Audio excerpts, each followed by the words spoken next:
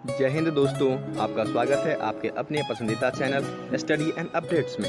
जय हिंद दोस्तों, मैं राजकमल आप सभी का स्वागत करता हूं स्टडी एंड अपडेट्स में। और आज के इस वीडियो में हम लोग इंडियन आर्मी टेक्निकल के लिए प्रीवियस ईयर क्वेश्चन करने वाले हैं, जो कि दानापुर का है। और यह पेपर आपको 1 नवंबर 2020 को हुआ था। कुल क्वेश्चन आपके 50 दिए गए हैं, maximum marks 200, passing marks 80। Time कितना मिलता है? 1 घंटे का। कितने सेक्शन होते हैं? तो आपके 5 सेक्शन होते हैं। ठीक है, तो उन सभी को आज के इस वीडियो में हम लोग कर जाएंगे। तो चलिए शुरुआत करते हैं। आपका पहला सेक्शन जो है वह आपके जनरल नॉलेज का है, जिसमें कि 5 क्वेश्चन देखने को मिलता है। तो पहला क्वेश्चन आपको दिया गया है, where is the headquarter of UNO located. ये वीवीआई टाइप का प्रश्न है। ये आपके प्रत्येक एग्जाम, जीडी हो, ट्रेडमैन हो, टेक्निकल हो, हर जगह पूछा जा रहा है। तो इसके बारे में मैंने विस्तार से बता दिया था कि यूएनओ जो है वह 24 अक्टूबर 1945 को सैन फ्रांसिस्को में एस्टेब्लिश किया गया था। इसका मुख्यालय जो है सैन फ्रांसिस्को के साथ साथ न्यूयॉर्क भी है। ठीक है, न्यूयॉर्क भी है। तो न्यूयॉर्क आप ढूंढिए कहाँ दिया गया है, ये आपके सी में दिया गया है।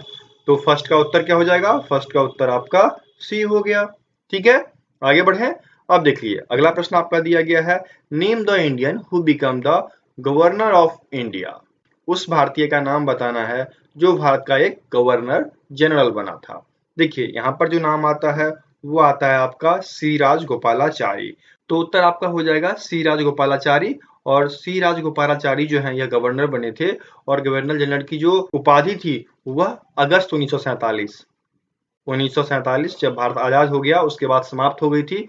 तो उनके बाद इनकी जो उपाधि है वह समाप्त कर दी गई। ठीक है, ये एकमात्र भारतीय थे जो कि गवर्नर जनरल बने थे।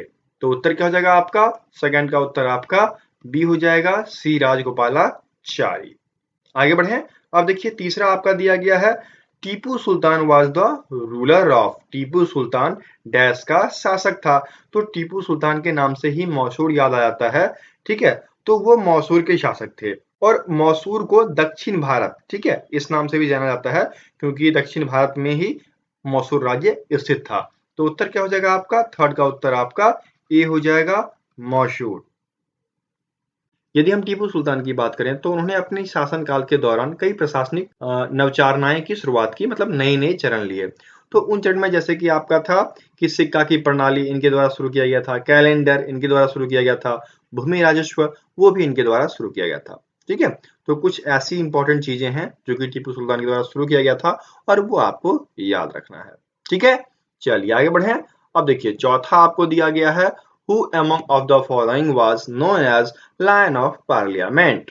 संसद के शेर के रूप में कौन जाने जाते हैं, ये आपको बताना है। तो संसद के शेर डॉक्टर श्यामा प्रसाद मुखर्जी। एक पुस्तक भी है, उसे भी आप पढ़िए, उनके बारे में जानकारी मिलेगी। तो यह एक राजनीतिज्ञ या फिर बैरिस्टर कह लीजिए या फिर शिक्षाविद, एकेडमिशियन, ठीक है, जिन्होंने प्रधानमंत्री जवाहरलाल नेहरू के मंत्रिमंडल में उद्योग और आपूर्ति मंत्री के रूप में कार्य किया था। ये हमारे लाइन ऑफ पार्लियामेंट अर्थात संसद के शेर के रूप में जाने जाते हैं।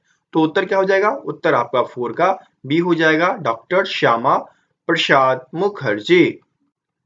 ठीक है, पांचवा और आखिरी प्रश्न जीके का, और इसमें आपको दिया गया है what is zero hour. Zero hour क्या होता है? देखिए जीरो आवर जो है वह लोकसभा में होता है, और लोकसभा में जीरो आवर जो है वह 12 बजे के बाद का समय होता है। 12 बजे के बाद के समय में 30 मिनट का समय दिया जाता है। उस 30 मिनट में लोकसभा के मेंबर को आजादी दी जाती है कोई भी इंपॉर्टेंट सवाल पूछने का, और प्रत्येक व्यक्ति को 3 मिनट का समय दिया जाता है। समझ गए?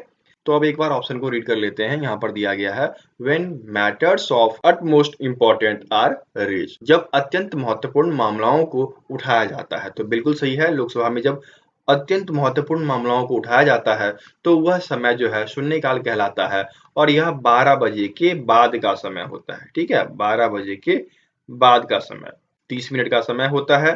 प्रत्येक मेंबर को 3 मिनट का समय दिया जाता है प्रश्न पूछने के लिए। अब देखिए सेकंड दिया गया है, when money bill is introduce. ऐसा कुछ भी नहीं है कि जब मनी बिल आएगा, धन विधेयक आएगा तभी पूछा जाएगा, ऐसा कुछ भी नहीं है। नेक्स्ट दिया गया है, when proposal of opposition are considered. देखिए अपोजिशन के प्रपोजल को या प्रस्तावों को जब कंसीडर किया जाता है तो उसको ये नहीं बोला जाता। ठीक है, शून्यकाल में कोई भी व्यक्ति 3 मिनट के लिए क्वेश्चन पूछ सकता है। ओके, तो ये भी गलत हो गया। नेक्स्ट आपको दिया गया है interval between morning and evening session, सुबह और शाम के सत्रों के बीच का अंतराल। तो यहाँ पर क्या हो जाएगा, यहाँ पर आपका उत्तर ए होगा, when matter of utmost important are raised, जब अत्यंत महत्वपूर्ण मामलों को कोई व्यक्ति उठाता है और वह 12 बजे के बाद उठाता है, तो वह कहलाता है आपका 0 आवर शून्यकाल। तो यहाँ पर आपका जीके खत्म होता है। अब चलिए आगे बढ़ते हैं और सेक्शन बी जो है वह सामान्य बुद्धिमत्ता रीजनिंग का है और इसमें भी आपको 5 क्वेश्चन देखने को मिलते हैं। तो चलिए इसे भी कर जाएं। आपका छठा दिया गया है, from the given option complete the series, दिए गए विकल्पों में से इस श्रृंखला को पूरा करना है।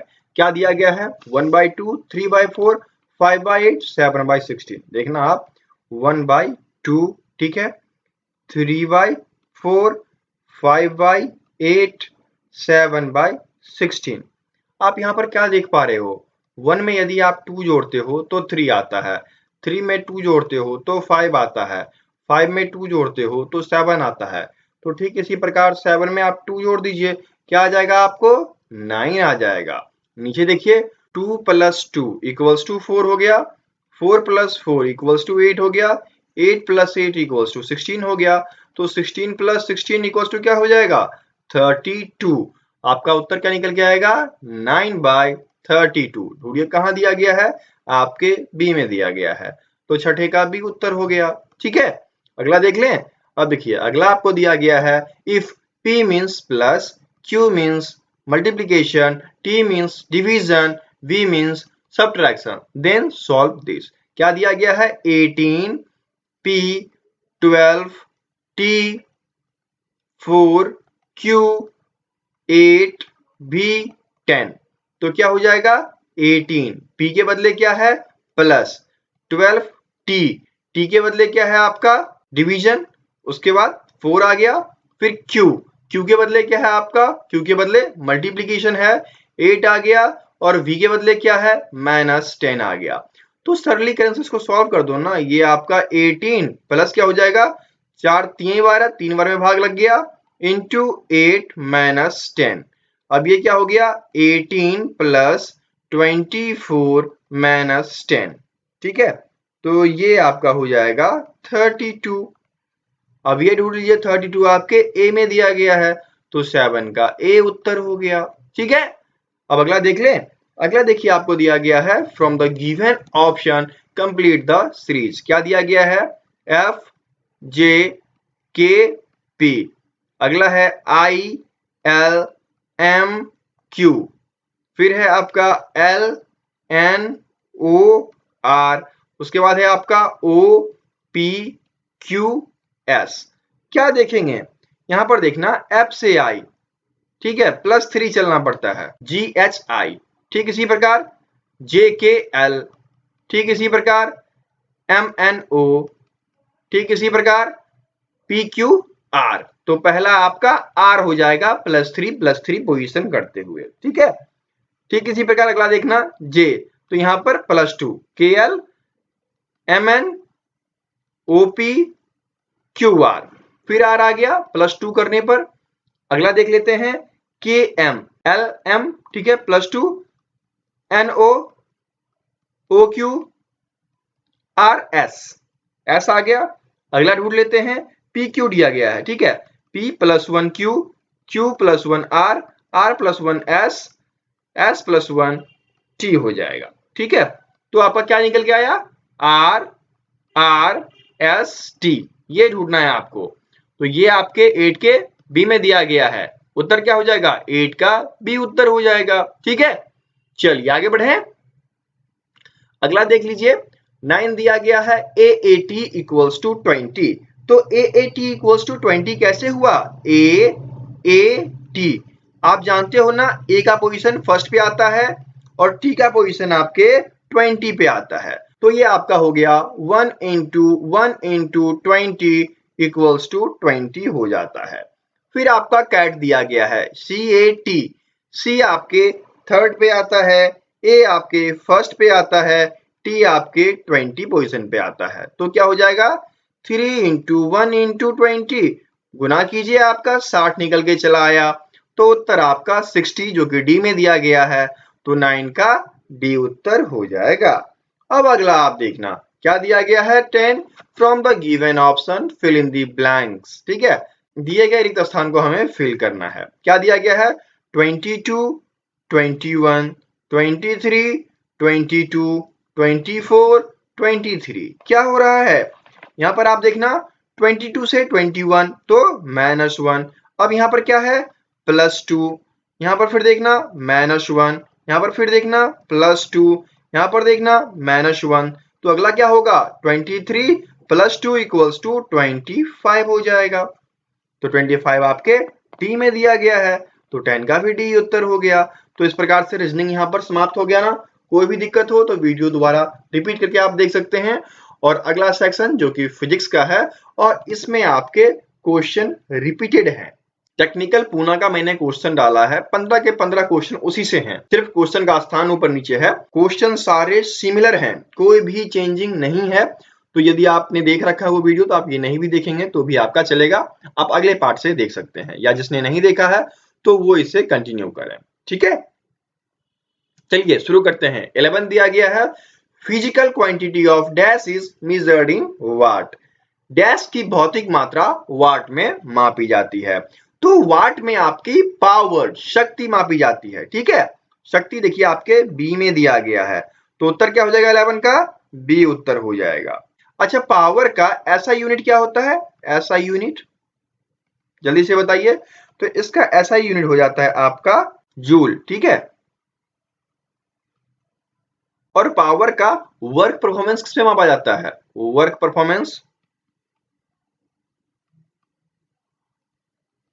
तो ये आपके 1/746 हॉर्स पावर में मापा जाता है पर सेकंड के लिए। ठीक है, पर सेकंड के लिए 1 हॉर्स पावर इक्वल टू क्या होता है, 746। ये आपको याद रखना है, ये मोस्ट इंपॉर्टेंट क्वेश्चन। ठीक है, 1 हॉर्स पावर वाला ये बार बार आता रहेगा आपको, आगे भी आप देखेंगे प्रश्न आया हुआ है फिजिक्स में। तो मैं इसको बहुत ही इंपॉर्टेंट मानता हूं, 1 नंबर तो ये आपको आसानी से देता है बार बार। ठीक है, तो जैसा कि आपको प्रश्न में दिया गया था कि physical quantity of dash is measured in watt. ठीक है, डैश की भौतिक मात्रा वाट में मापी जाती है, तो वह आपका उत्तर हो जाएगा शक्ति, जो कि यहाँ पर बी में दिया गया है। तो 11 का बी उत्तर हो गया। अगला देखें, अगला आपका दिया गया है, magnetism at the centre of a bar magnet is. एक छड़ चुंबक में केंद्र में चुंबकत्व कितना होता है, मैंने उस टाइम भी बताया था। यहाँ पर क्या हो जाएगा, नॉर्थ साउथ। ठीक है, और यहाँ पर आपका ये 0 हो जाता है मैग्नेटिज्म। ठीक है, तो शून्य ढूंढिए, आपके यहाँ पर डी में दिया गया है, तो 12 का डी उत्तर हो जाएगा। ठीक, इसी प्रकार आगे बढ़ते हैं। 13 दिया गया है, व्हेन आइस मेल्ट्स इस डेंसिटी। जब बर्फ पिघलता है तो इसका घनत्व क्या होता है। जब बर्फ पिघलता है तो सॉलिड से लिक्विड रूप में आ जाता है। ठीक है, और फिर क्या होता है, पानी का जो घनत्व है वह बढ़ जाता है, तभी तो बर्फ आपको पानी के ऊपर तैरते हुए दिखाई देता है। क्यों दिखाई देता है, क्योंकि उसका घनत्व जो होता है पानी का वह ज्यादा होता है और बर्फ का घनत्व कम होता है, इसलिए बर्फ तैरता है और पानी नीचे रहता है। तो यहाँ पर क्या हो जाएगा, इंक्रीज ना, बढ़ती है। तो 13 का उत्तर आपका डी हो गया। ठीक है, चलिए आगे बढ़े। अब देखिए 14 आपको दिया गया है, which instrument is use to see distant object. दूर की वस्तु को देखने के लिए किस यंत्र का प्रयोग किया जाता है, ये आपको बताना है। तो दूर की वस्तु को देखने के लिए हम लोग टेलीस्कोप का प्रयोग करते हैं। टेलीस्कोप यहाँ पर आपके सी में दिया गया है। ठीक है, तो उत्तर क्या हो जाएगा आपका, 14 का सी उत्तर हो जाएगा, दूरबीन। दूरबीन का प्रयोग हम लोग खगोलीय पिंडों को देखने के लिए करते हैं। ठीक है, आगे बढ़े। अब देखिए अगला प्रश्न 15 दिया गया है, in a circuit voltmeter is always connected in. एक परिपथ में वोल्ट मीटर को हमेशा डैश में जोड़ा जाता है। तो वोल्ट मीटर जो है वह हमेशा पैरेलल जोड़ा जाता है, समानांतर जोड़ा जाता है, और एमीटर जो है वह सीरीज में जोड़ा जाता है। ठीक है, तो 15 का ए उत्तर हो जाएगा, पैरेलल समानांतर। तो 15 का ए हो गया उत्तर। ठीक है, आगे बढ़े। अब देखिए 16 दिया गया है, weight of an object falling freely. स्वतंत्र रूप से गिरने वाली वस्तु का भार क्या होता है, तो यह हमेशा 0 होता है। ठीक है, अब जीरो क्यों होता है? क्योंकि जो वस्तु स्वतंत्र रूप से गिर रही है वह पृथ्वी पर कोई फोर्स नहीं लगा रही है। जब तक वह फोर्स नहीं लगाएगा उसका वेट नहीं आएगा। ठीक है, तो यहां पर क्या हो जाएगा? Weight of an object falling freely is zero. ठीक है, तो उत्तर आपका हो जाएगा 16 का सी। अगला देख लीजिए, 17 दिया गया है, यूनिट ऑफ एक्सेलरेशन इज, त्वरण की इकाई, तो त्वरण की इकाई जल्दी से बताइए क्या हो जाएगा? मीटर पर सेकेंड स्क्वायर। ठीक है, मीटर पर सेकेंड स्क्वायर ये होता है ना। ये देखना आप 17 के ए में दिया गया है, इसलिए 17 का ए उत्तर हो जाएगा। चलिए, त्वरण की परिभाषा, ठीक है, डिफिनीशन जो है त्वरण का, वो आपको कमेंट बॉक्स में कमेंट करना है। ये क्वेश्चन मेरी तरफ से, ठीक है, टुडेज क्वेश्चन।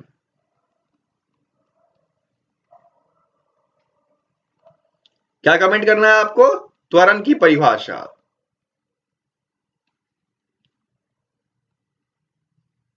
ठीक है, चलिए आगे बढ़े।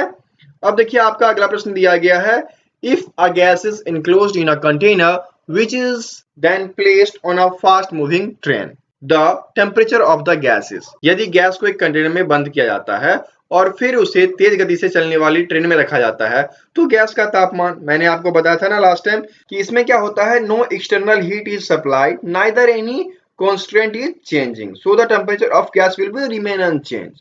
आपने पढ़ा होगा कि जो कंटेनर में गैस हमने फिल कर दिया तो वह किसी भी बाहरी गैस की आपूर्ति नहीं करता है। ठीक है, वहां गर्मी जनरेट नहीं करता है, तो उत्तर क्या हो जाएगा? अपरिवर्तित रहता है, रिमेन अनचेंज, तो 18 का बी उत्तर हो जाएगा। ठीक है, आगे बढ़े। अब देखिए 19 दिया गया है, which of the following quantity is a scalar quantity. ये भी वीवीआई क्वेश्चन, ये भी देख लीजिए, आपको जीडी हो गया, ठीक है, टेक्निकल हो गया, ट्रेडमैन हो गया, हर जगह ये पूछा जा रहा है। बताइए क्या हो जाएगा इसका उत्तर? इसका उत्तर मैंने बार बार बताया है, इसका उत्तर आपका वेग, वेलोसिटी हो जाएगा। वेलोसिटी क्यों हो जाएगा? क्योंकि वेलोसिटी में क्या होता है, दिशा के साथ साथ परिमाण भी होता है। ठीक है, तो इसीलिए यहां पर उत्तर आपका वेग हो जाएगा।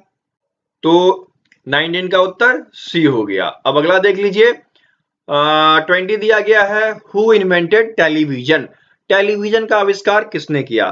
तो टेलीविजन जो है वह जे.एल. वेयर्ड के द्वारा इन्वेंटेड किया गया था। ठीक है, कब? 26 जनवरी 1926 को। 26 जनवरी 1926 को यह ढूंढा गया था, आविष्कार किया गया था। ठीक है, उत्तर क्या हो जाएगा? उत्तर आपका जे.एल. वेयर्ड, जो कि आपके 20 के डी में दिया गया है, तो 20 का डी उत्तर हो जाएगा। अब अगला देख लीजिए, 21 दिया गया है, Gauss is unit of measuring which of the following. Gauss निम्नलिखित में से किसे मापने की इकाई है? तो गॉस जो है वह मैग्नेटिक इंडक्शन का मेजरिंग यूनिट है। अब मैग्नेटिक इंडक्शन ढूंढिए, आपके डी में दिया गया है, तो 21 का डी उत्तर हो जाएगा। अच्छा ये बताइए, मैग्नेटिक इंडक्शन का दूसरा नाम क्या है? तो इसका दूसरा नाम है मैग्नेटिक फ्लक्स।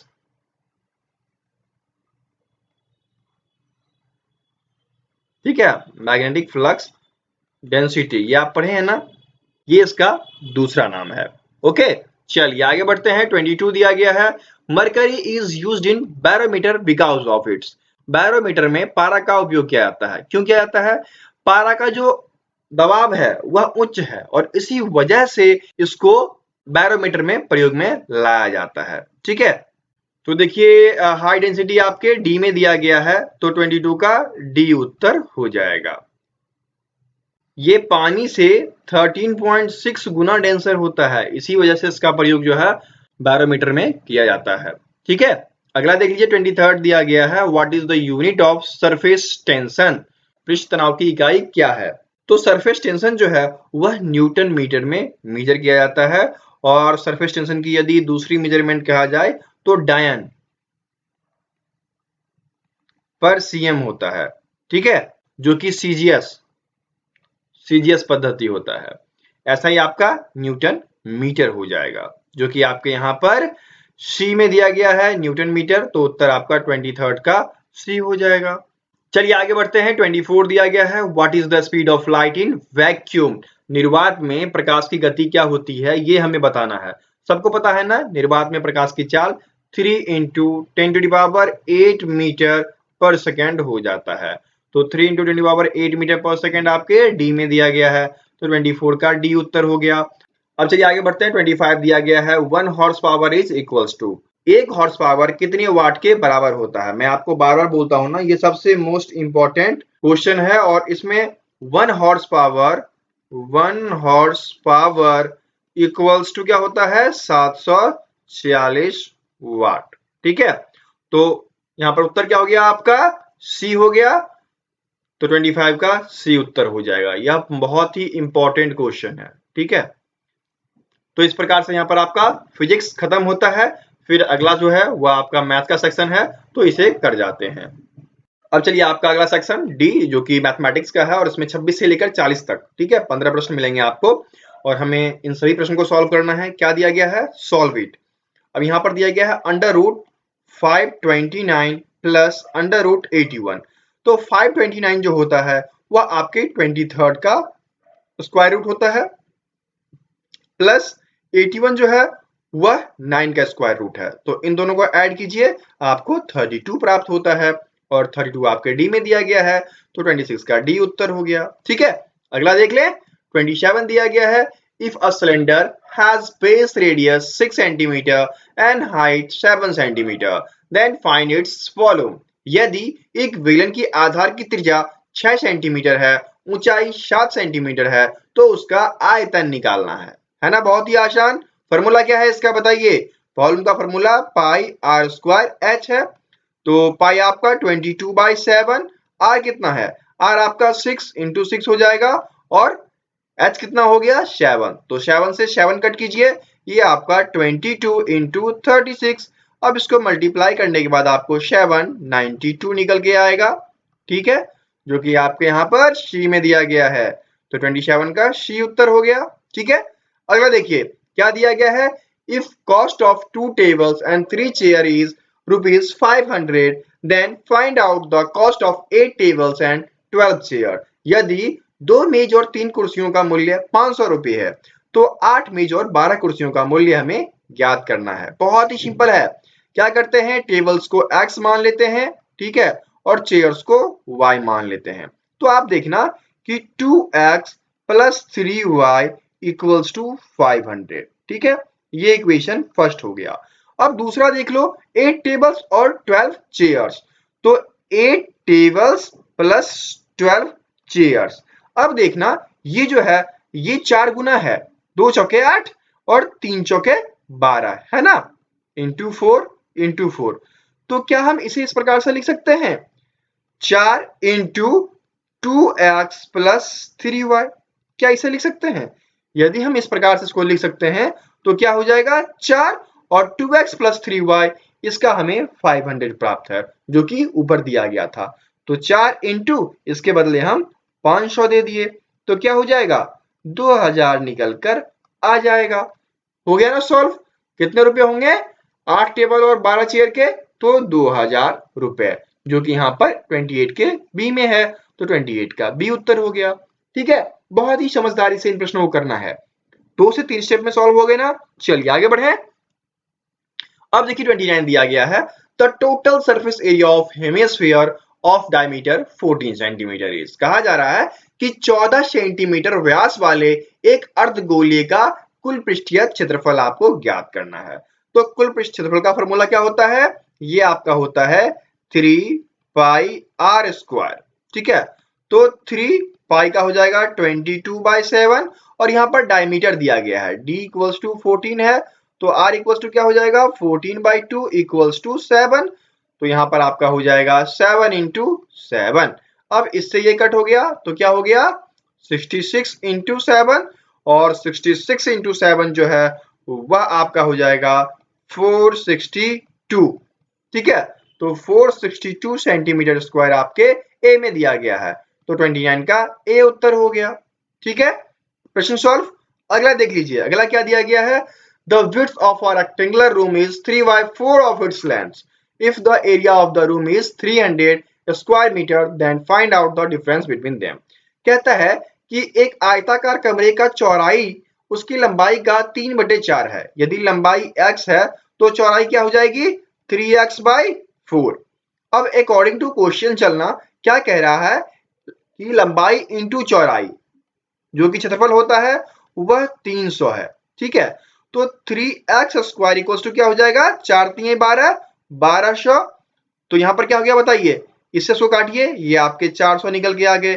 तो x² इक्वल्स टू 400 निकल कर आया, तो x इक्वल्स टू क्या हो जाएगा, 20 निकल कर आ जाएगा। इसका मतलब लंबाई जो है वह 20 है, तो चौड़ाई कितना हो जाएगा, 20 इंटू 3/4, 4 पंचे 20, तो 5 3 15, ये आपकी विड्थ निकल कर चली आई। क्या पूछा, लंबाई चौड़ाई के बीच अंतर ना, तो अंतर निकाल दो, 20 माइनस 15 कितना आ गया, 5 ना, 5 ढूंढिए आपके बी में दिया गया है, तो 30 का उत्तर क्या हो जाएगा, बी हो जाएगा। समझ गए, बहुत ही सिंपल स्टेप में इसको समझाया गया है। कोई भी दिक्कत आता है वीडियो दोबारा देखिए, चीजें आपके समझ में आ जाएगी। ठीक है, चलिए आगे बढ़े। अब देखिए 31 दिया गया है, in an hour a boat travels 11 kilometer along the stream and 5 kilometer against the stream. Find the speed of boat in the still water. कह रहा है कि 1 घंटे में एक नाव धारा के साथ 11 किलोमीटर और धारा के विपरीत 5 किलोमीटर की यात्रा करती है, तो शांत जल में नाव की चाल। फॉर्मूला क्या है, फॉर्मूला है आपका 1/2 इंटू धारा के साथ 11 प्लस धारा के विपरीत 5, क्या हो गया 1/2 इंटू 16 इक्वल्स टू क्या हो जाएगा 8 किलोमीटर पर आवर। ठीक है, निकल गया, ये आपके डी में दिया गया है, तो 31 का डी उत्तर हो गया। ठीक है, आगे बढ़े। अब देखिए 32 दिया गया है, A and B can do a piece of work in 10 days and 15 days. ए जो है एक काम को 10 दिन में करता है, तो उसका एक भाग 1/10 दिन में किया। बी एक काम को 15 दिन में कर सकता है, तो एक भाग 1/15, दोनों साथ मिलकर काम करेंगे तो 150, और ये आपका 15 प्लस 10 इक्वल्स टू क्या हो गया, ये आपका 25/150। ये देखिए 1/6 आ गया, अर्थात 6 दिन में दोनों मिलकर इस काम को पूरा करेंगे। अब क्या पूछा कि दोनों मिलकर 3 दिन में कितने काम कर सकते हैं, तो इंटू 3 कर दो, 3 दूनी 6 इक्वल्स टू 1/2 काम। ठीक है, क्योंकि ये काम पूरा का पूरा 6 दिन में खत्म होगा, तो 3 दिन में आधा ही काम खत्म करेगा ना, 1/2 इसका उत्तर हो जाएगा। 32 का ए उत्तर हो जाएगा। समझ गए, चलिए आगे बढ़े। अब देखिए 33 दिया गया है, स्क्वायर ऑफ 0.02, 0.02 का वर्ग, तो 0.02 इंटू 0.02, इसको मल्टीप्लाई कीजिए, ये आपको 0004 निकल कर चला आएगा, जो कि यहाँ पर बी में दिया गया है, तो 33 का बी उत्तर हो जाएगा। ठीक है, अगला प्रश्न देख लें। 34 दिया गया है, find the simple interest on RS 1000 in 3 year at the rate of 6% per annum. ठीक है, कह रहा है कि 1000 रुपए पर 6% प्रति वार्षिक दर से 3 साल में ब्याज निकालना है। क्या हो जाएगा, मूलधन गुने समय गुने दर बटे 100, 18 गुने 10 इक्वल्स टू 180 रुपया। ये आपके सी में दिया गया है, तो 34 का सी उत्तर हो गया। 35 देख लीजिए, 1 plus 1/2 plus 1/4 plus 1/7 plus 1/14 plus 1/28, क्या हो जाएगा 28 हो जाएगा। ठीक है, और ये चलेगा उल्टा, 28 plus 14 plus 7 plus 4 plus 2 plus 1, तो ये क्या हो जाएगा, ये आपका 56/28 इक्वल्स टू 2 निकल कर चला आएगा, तो 2 आपके ए में दिया गया है, तो 35 का ए उत्तर हो जाएगा। ठीक है, प्रश्न सॉल्व, आगे चलें। अब देख लीजिए 36 दिया गया है, 9 टू द पावर 5, तो क्या हो जाएगा 9 इंटू 9 इंटू 9 इंटू 9 इंटू 9 कितना होता है, ये आपका 59049 होता है, डी इसका उत्तर हो जाएगा। ठीक है, अगला देख लीजिए, from the given options complete the series, दिए गए विकल्प में से इस श्रृंखला को पूरा करना है। क्या दिया गया है, 10 100, ठीक है, ये माइनस नहीं है, ये कंटिन्यू है वहां पर, 10 100 20 400, अर्थात ये जो है वह 10 का स्क्वायर है, ये जो है 20 का स्क्वायर है, तो ये आपका 30 का स्क्वायर जो कि 900 होता है। ठीक है, ये आपका 40 का स्क्वायर है, तो यहाँ पर क्या आ जाएगा 900 ना, तो 37 का बी उत्तर हो गया। ठीक है, आगे बढ़े। अब देख लीजिए 38 दिया गया है, find out the volume of cone in cubic centimetre whose area of base is 154 square and the height is 12 centimetre. हमें उस शंकु का आयतन निकालना है जिसका आधार 154 वर्ग सेंटीमीटर है और ऊंचाई 12 सेंटीमीटर है। आधार दे दिया आपका, ठीक है। आधार का क्षेत्रफल पाई आर स्क्वायर इक्वल्स टू क्या हो गया 154। तो यहां पर आर स्क्वायर इक्वल्स टू क्या हो जाएगा 154 इंटू 7/22। इससे इसको काटिए, क्या हो जाएगा 7 वर्ग में कट जाएगा, तो r इक्वल्स टू 7 निकल के आ गया। जब r आपको 7 निकल के आ जाएगा तो हमें क्या निकालना है शंकु का आयतन, जो कि 1/3 पाई आर स्क्वायर h होता है।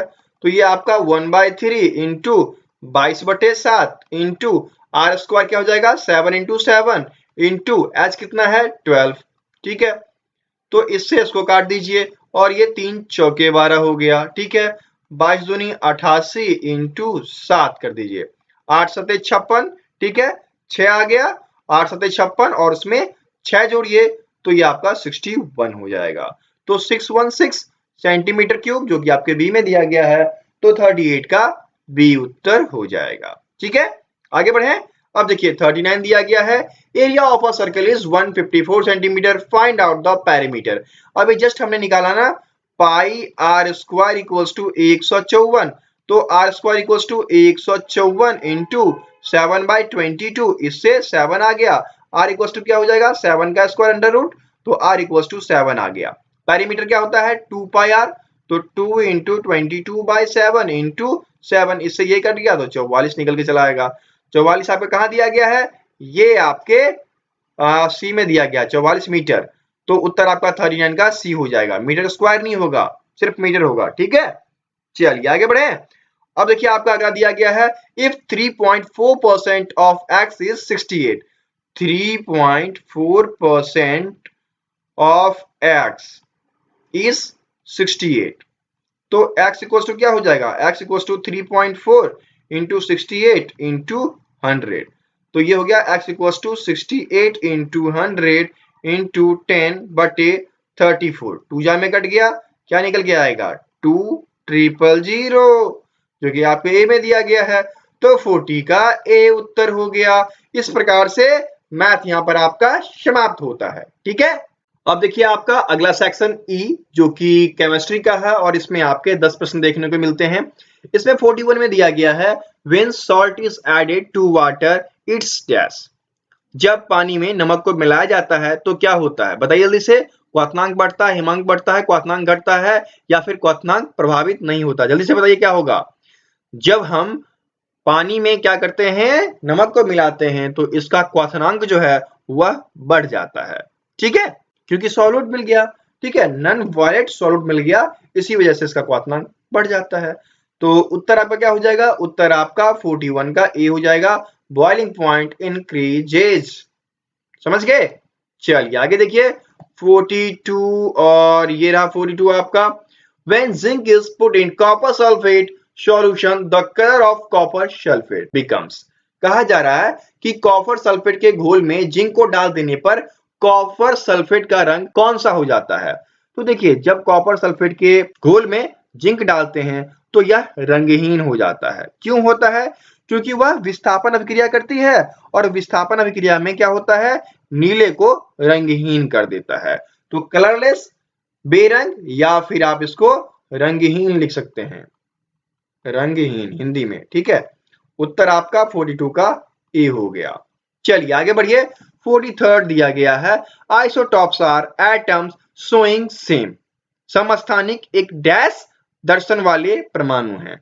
तो ये क्या हो जाएगा एटॉमिक नंबर। एटॉमिक नंबर क्यों हो जाएगा, क्योंकि समस्थानिक एक ऐसे तत्व होते हैं जिनमें प्रोटॉन की समान संख्या होती है और प्रोटॉन की संख्या तत्वों के परमाणु संख्या का एक निर्धारण होता है, ठीक है। तो इसलिए क्या हो जाएगा एटॉमिक नंबर। तो यहाँ पर 43 का ए उत्तर हो जाएगा, परमाणु संख्या, ठीक है। आगे बढ़े। अब देख लीजिए 42 दिया गया है, what is the chemical formula of dry ice. शुष्क बर्फ का रासायनिक सूत्र क्या होता है, तो यह आपके कार्बन डाइऑक्साइड होते हैं ना, CO2, जो कि बी में दिया गया है, तो 42 का बी उत्तर हो जाएगा, ठीक है। चलिए आगे बढ़े 45 दिया गया है गन पाउडर इज ए या एन। गन पाउडर एक डैश है, तो गन पाउडर जो है यह आपके मिश्रण है। किस प्रकार के मिश्रण? विषमांगी मिश्रण, हेटेरोजेनियस मिक्सचर। ठीक है, क्योंकि इसमें क्या होता है 15% चारकोल, ठीक है, और 10% क्या होता है 10% सल्फर, और 75% क्या होता है पोटासियम, पोटासियम नाइट्रेट। इन सभी के मिक्सचर से आपका गन पाउडर मिलता है, जो कि हेटेरोजेनियस मिक्सचर है, अर्थात विषमांगी मिश्रण का उदाहरण है। तो उत्तर क्या हो जाएगा आपका 45 का उत्तर आपका डी हो जाएगा, मिक्सचर। ठीक है, उत्तर आपका डी हो गया। चलिए आगे बढ़े। 46 देखिए दिया गया है elements on the right side of the periodic table are. आवर्त सारणी के दाईं ओर डैश तत्व होते हैं। तो आवर्त सारणी के दाएं ओर अधातुएं होती हैं। ठीक है, अधातुएं वहां पर होती हैं, और अधातुएं यहां देखिए नॉन मेटल्स आपके डी में दिया गया है, तो 46 का डी उत्तर हो जाएगा। ठीक है, अगला देख लीजिए क्या दिया गया है।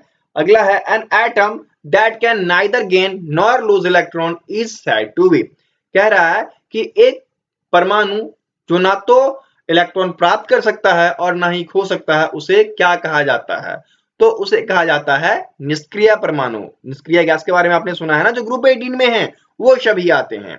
ठीक है, तो निष्क्रिय एंड इनर्ट जो कि यहाँ पर सी में दिया गया है, तो 47 का उत्तर सी हो जाएगा। कौन से ग्रुप में आते हैं? ग्रुप 18 में आते हैं। ठीक है, चलिए आगे बढ़े।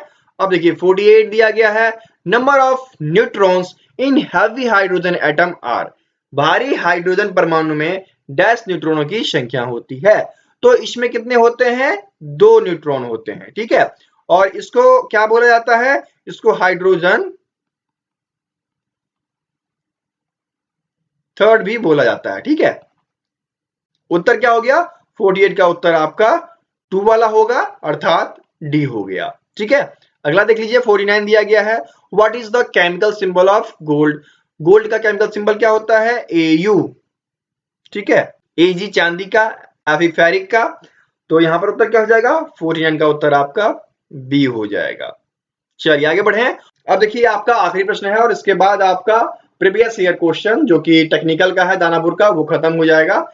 आखिरी प्रश्न क्या दिया गया है? What is the pH value of pure water.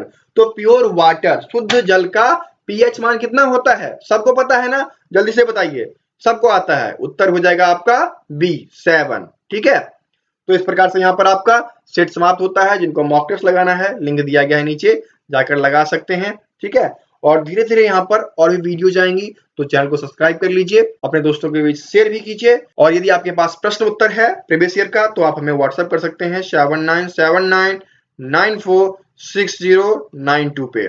आपको सॉल्यूशन वीडियोस के रूप में यहाँ मिलते रहेंगे। ठीक है, फिर मिलते हैं अगले वीडियो में, तब तक के लिए जय हिंद। दोस्तों, आप सभी की रिटन एग्जाम अर्थात लिखित परीक्षा को और भी अच्छे तरीके से संपन्न करने के लिए, अच्छे मार्क्स लाने के लिए स्टडी एंड अपडेट्स आप सभी के लिए अध्ययन सामग्री लाया है, जो कि पीडीएफ के रूप में प्रोवाइड कराए जाते हैं। चलिए उसके बारे में थोड़ी जानकारी आपको मैं दे देता हूं। तो चलिए मैं आपको बता देता हूं कि भारतीय सेना के मॉडल प्रैक्टिस सेट, ठीक है, जो कि हिंदी एवं इंग्लिश दोनों लैंग्वेज में अवेलेबल है पीडीएफ के रूप में, आप उसे प्राप्त कर सकते हैं। इसमें आपको ट्रेड्समैन, जीडी, टेक्निकल, क्लर्क एवं नर्सिंग सहायक के प्रैक्टिस सेट्स, ठीक है, कुल 50 प्रैक्टिस सेट्स के लिए आपको 51 से लेकर 55 रुपीज के बीच चार्ज किया जाता है।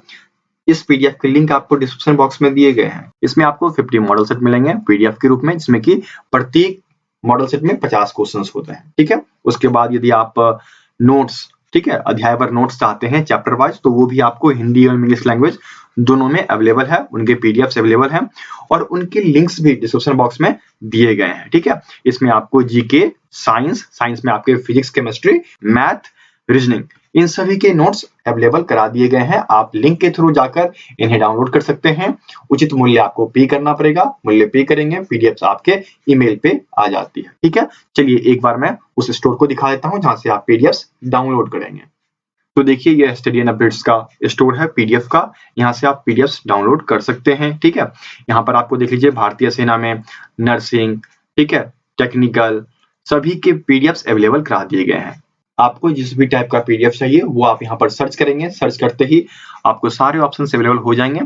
मूल्य आप पे कीजिएगा और याद रखें यहाँ पर जब पीडीएफ खरीदें तो अपनी ईमेल आईडी सही दें। यदि आप सही ईमेल आईडी दोगे तो फिर पीडीएफ के डाउनलोड के लिंक जो है वह आपके ईमेल आईडी पे आएगा और फिर आप आसानी से उस चीज को डाउनलोड कर पाओगे। ठीक है, और यदि कोई दिक्कत होती है तो हमें आप व्हाट्सएप कर सकते हो। हमारा नंबर जो है नीचे दिया गया है, आप देख सकते हो, ये रहा 7979946092। आप हमें व्हाट्सएप करोगे, कॉल अलाउड नहीं है।